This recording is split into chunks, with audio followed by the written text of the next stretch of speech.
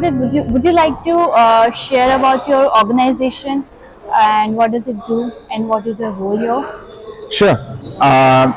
The company Canfan was founded 4.5 years ago, Okay. and we built what's called a brushless DC fan, Okay. Brushless. which basically is super energy efficient. Okay. And so it takes 50%, roughly 50% of the power Okay. of a regular fan that's Okay. out there in the market. So it's basically an energy saving product All right. that's So, used in industry. where they are used? Yeah, so it's used in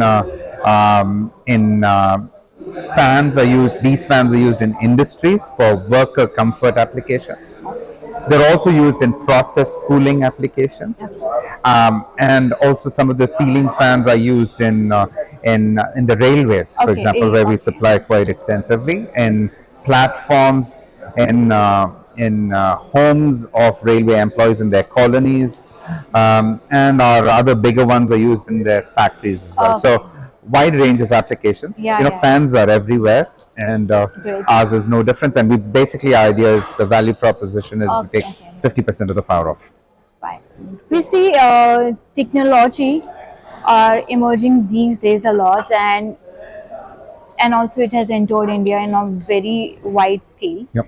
So, what do you think that how can technology mold the railway sector in India?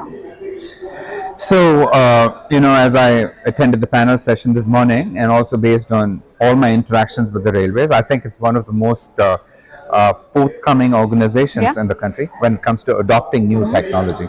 And, I lived many years outside the country and I came back, and I was amazed to see that the railways was one of the first organizations that became my customer. Oh, And okay. they endorsed and embraced the technology, and I got going. Yeah. And so pretty amazing. I think they have a clear energy efficiency document, Yeah. a sustainability document, Yeah, yeah. which I think the private sector can certainly emulate, if you ask me. So amazing. The role of technology is key over there. This does not come through, the savings is not going to come through business processes modification and so on and so forth. This has to come from strong innovation. Okay, okay, strong And innovation. yeah, you have to actually build Innovation, new yeah. technologies. One of the area I'll be talking to you. Yeah. Yeah. So short version is new technologies will be the basis by which the performance of the railways. We heard about higher speeds. All of that comes from better technology, Yeah. and Correct. Yes. I guess we play one small. Our product is one box in that document that the railways has. So we do our small thing. Yeah. Great, great. Sir. So you said that your organization it came into being just 4 years back. 4.5, yeah, roughly. Yeah. So I assume that your status is more near to a startup. Yeah. Yeah, I think so. I mean, in the 4.5 years, you have to take 2 years off for Yeah, COVID. yeah, So yeah. yeah. So how can since India is also the government is also promoting so much startups entrepreneurship in India, and we have Startup India scheme.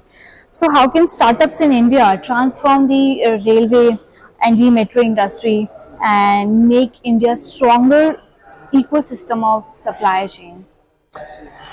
Look, I think if you ask me, my background is, my prior background is large companies, and I used to work with large companies earlier. Okay. And I started this off in my mid 40s, which is, whatever, 5-6 years ago.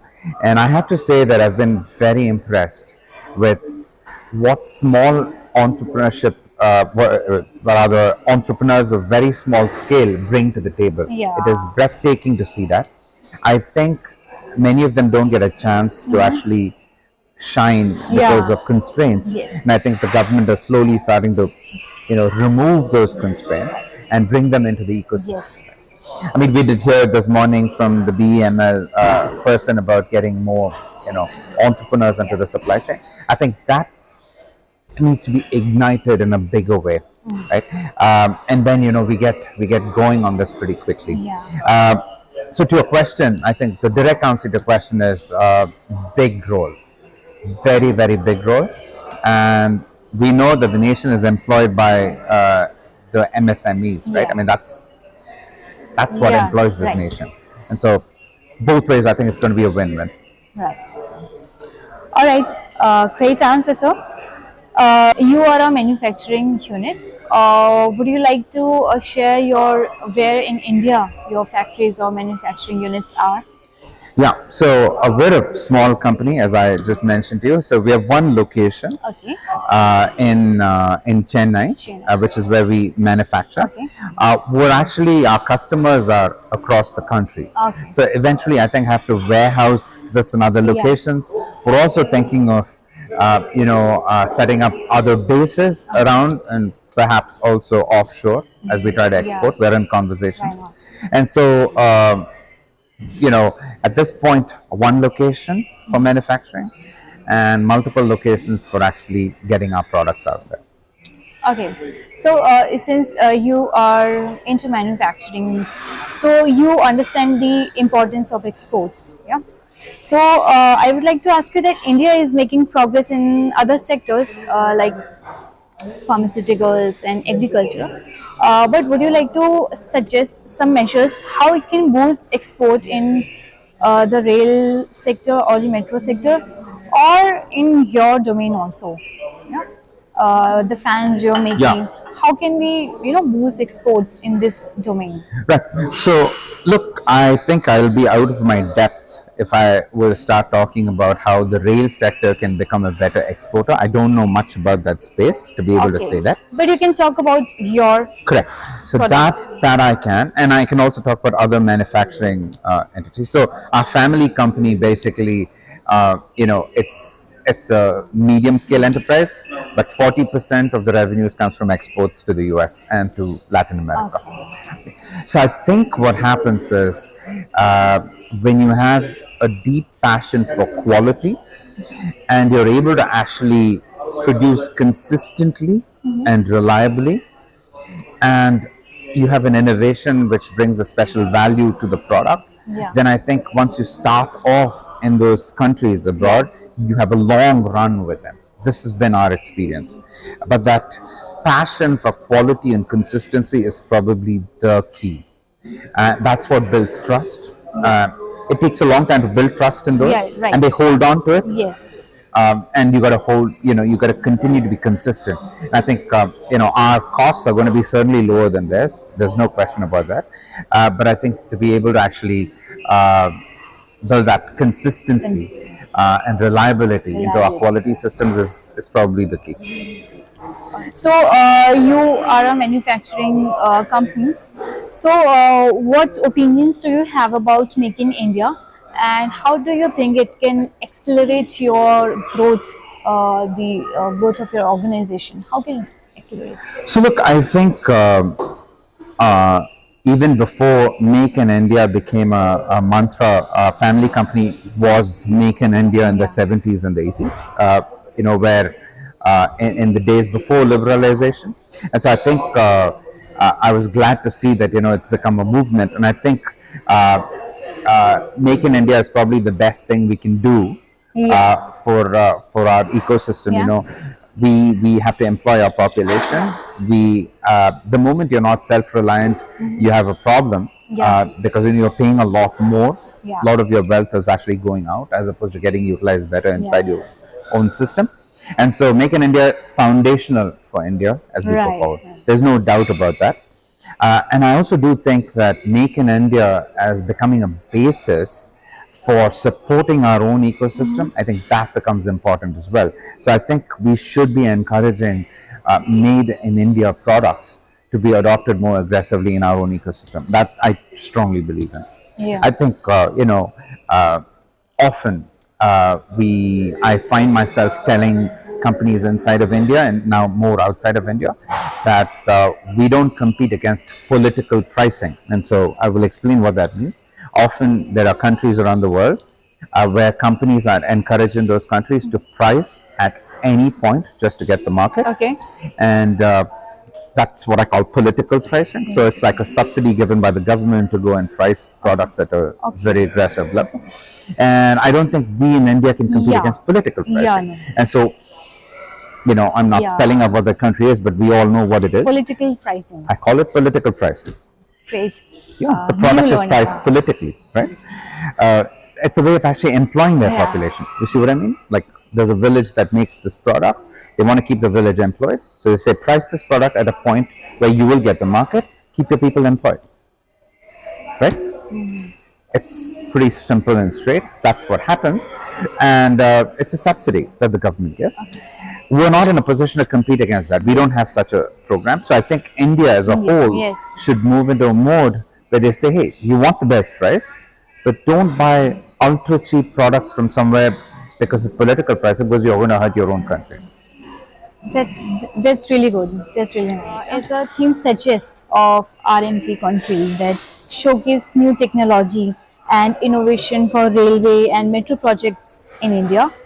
So I would like to ask you that what type of innovations, in your opinion, India must have on priority basis? Innovations on a priority basis. Yeah, So my the need of the hour. the need of the hour. So look, I think the need of the hour, and I'm a bit of an idealist when it comes to this, but I think the need of the hour is we have to ensure that the basic foundation, the building blocks for the vast population that we have in our country needs to be in place on water, Water. Okay. healthcare, Okay. transport, Yeah. and food and housing. Housing. Roti, kapda, makan, Ah. right? And healthcare. And what about Wi-Fi? So tech. Yeah. By the way, every one of this is tech enabled. Yeah. You can forget the old. I mean, everything is tech enabled. You'll be surprised to know that my fan can be controlled, through my phone Yeah. from wherever it is. Yeah. Right? I mean, they're all Yeah. tech enabled. Right? It can be. Okay. So we're calling it. There's artificial intelligence. I mean, the idea of intelligence being introduced into objects, and that's for real. All right. So, what do you think? How can this event of rail analysis add value to the existing business of your organization? So I think, look, even before I came to this interview, it's amazing how like-minded people gathering together, can create an ecosystem. So I just had a conversation with someone who is connected. He actually used to run IMA, which is an electrical industry, organization, association, with large presence in Africa. And he was talking about how Africa really needs my product, Okay. and how we should work together to figure out a way to get there. And before that, there was another lady who talked about, she works with CSR of various companies, Okay. and she's talking about how do we get this to the hinterland, where energy conservation is key. So I think the idea of like-minded people getting together, particularly focused on bringing effective technologies to market, I cannot tell you how important it is. Yeah, right? And that's and you can see that the longer you have these, more focused they are. Yeah. It starts getting it will start bearing fruit. Otherwise, there's no way I could have met these people. Like, there's no chance. So, okay, I would also like to ask you this question that I think that you might be doing it. Is there any green initiatives that you have undertaken to, manufacture your product? And do you really care about it? Say that one more time. So, green initiatives inside my own company. Yes, inside your own company, your product. So, look, here's what I'm doing all the time. Right, my product is green. Okay. So when I try to make these products, I'm chopping off materials as much as I can as I try to make this. So my next version, which comes out, is going to be 15% more efficient in terms of performance, Okay. and will also consume 15% less material. So it's a constant endeavor Great. to drive that. Yeah. That's just fundamental and foundational. Now, are there areas I can work on and make better? Sure. It never stops, and so we continue to do that. Yeah. Okay. So would you like to close the conversation with a feedback about our event? Yeah. So, firstly, I have to. I chanced upon this event because I got a mailer, and I'm so glad I made it. Yeah, and I thank you think, so much for showing up. yeah, I think it's been a phenomenal start to the event. Today is day one. I'm looking forward to day two. I think the plenary sessions were great. I learned a fair deal in those. I got a chance also to meet a bunch of people that can be potential Yeah, acquaintances, and even if we don't do networking. business, I mean, Yeah. it's great to have met them, and others where I think we can start working together. I think it's been a great success so far. I'm looking forward to the next day as well. Thank you so much, sir.